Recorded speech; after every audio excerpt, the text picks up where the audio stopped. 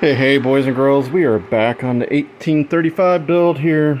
And yes, we didn't film everything, and I apologize. This stuff's got to get done when it's got to get done. The young man wants to get back on the road. So anyways, I think last time I left you off, it was a short block. I don't remember if we got the heads on. But deck height came out to 52 thousandths of an inch, I think. I have to look here. What do we do? Yeah, 0.052 inch, which gave them a 7.7 to 1 compression with the 60cc chambers, which will work well with the C25 cam in there. I think they recommend 7.5 to 8 to 1 compression. We reused his stainless steel push rods. He was told that the silicone seals, the clear ones, are the bee's knees. Those are the ones to get. I've never used them, to tell you the honest truth.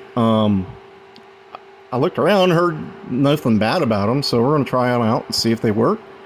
You know, I usually just use the white ones in earring gasket kit, and they last well enough. I will admit they could last longer. The red ones, those don't last at all. Usually they're dry rotted in the package. Cylinders are on, 0 shims underneath this time. The heads are on, torqued. Rocker arms are on. We use swivel feet adjusters on it because this is supposed to have stainless steel valves. And I had to shorten the push rods just a little bit and use the a shim in there because I didn't want to shorten the push rod too much. Valve train geometry would be all out of whack. And I threw this distributor in there. It needs to be final timed. For some reason, it doesn't look like this is where it's supposed to go. Like, the canister should be over here for some reason. Sorry, there we go. But that's the way it lined it up when you put it in the distributor drive gear in the way it's supposed to be. So I don't know, you know. But I also noticed the way they had it clocked originally. The diaphragm was over there, so it's not as bad as it was. He'll need to get some points grease for that because he still has points in there. And full flow lines are all there, ready to be hooked up. I still have to put the flywheel on and set the in play. And I think I will double check everything, but after I set the in play, put the flywheel shims in, the final set, the flywheel seal, the O-ring, torque the bolt on, the motor should be ready to go. So what are we doing over here?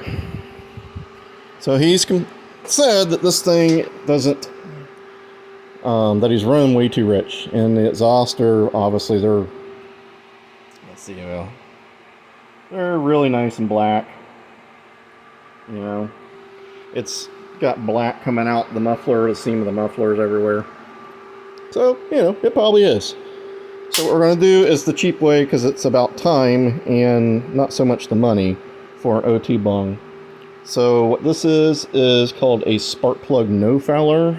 Let's see if we have one I did not cut. Where did it go? Where did it go? Ha! This is what they are, right here. Okay? So this is kind of the redneck way around using an O2 bung. Now, you can order an O2 bung for like $12, $13 on Amazon. Probably be there next day or in the middle of next week. But I'm trying to get this engine back to them within the next day. Alright? So, these little inventions here are if you've got so much oil going into your combustion chamber, this puts the spark plug in here, and the fuel and air have to go through this past that port into here where the spark plug would be to ignite it and fire it. Yes, this is a performance killing thing, and this is so you don't foul your spark plugs out every time you drive the car. So if you're using these, your motor's got some issues and you already know it. But what I've also seen people do is, I made a video on how to make this into an O2 bung. And unbeknownst to me, what people are doing is using this to fool their O2 sensors. Alright?